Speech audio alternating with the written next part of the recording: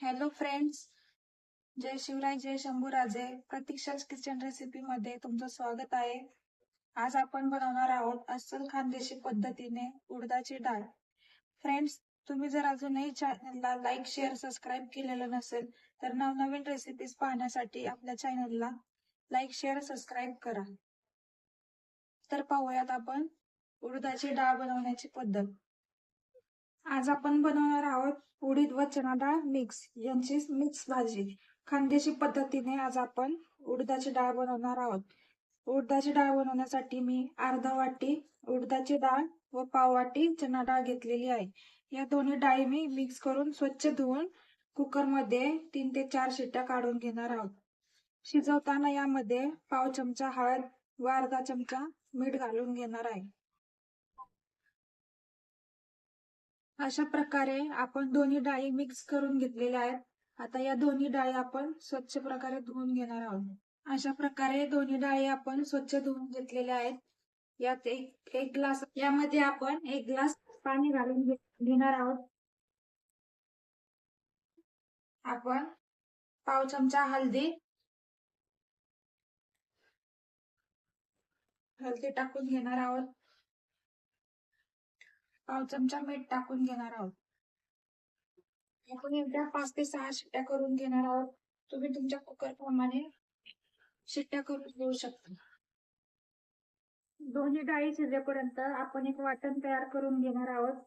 त्यामध्ये मी 2 मीडियम साईजचे कांदे, थोडेसे खोबरे, 5 ते 6 पाकळ्या लसूण, अर्धा इंच अद्रक, 5 ते 6 हिरव्या मिरच्या 2 तुकडे करून, अर्धा इंच दालचिनी, 2 लवंग, 2 काळी मिरी, अर्धा चमचा धने व थोडीशी कोथिंबीर इत्यादी मसाले घेतलेले आहेत. हे सगळे मसाले आपण चांगल्या प्रकारे भाजून घेतलेले आहेत.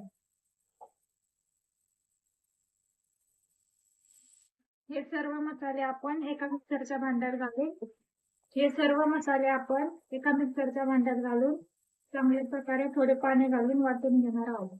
अशा प्रकारे आपले वाटण वाटून तयार आहे. आपल्या दोन्ही डाळी शिजून तयार आहेत. आपण डाळीला फोडणी देण्यासाठी घेणार आहोत.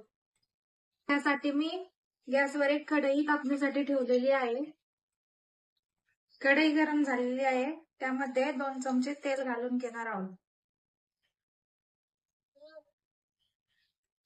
तेल गरम झाल्यानंतर 2 ते 3 पानं तेजपत्ते घालणार आहोत.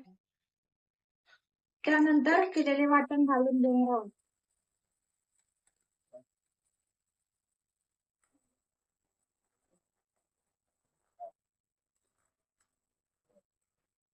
पाव चमचा हळदी घालून घेणार आहोत.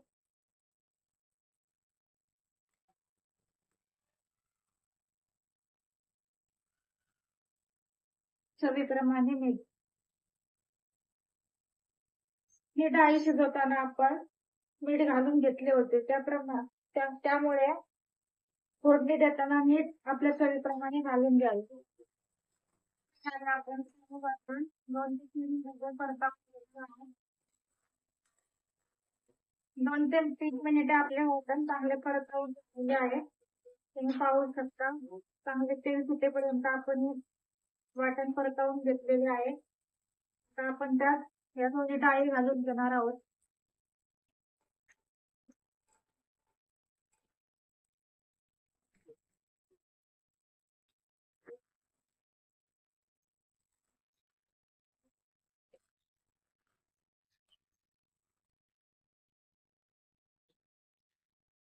गरजेनुसार पाणी टाकून घेणार आहोत.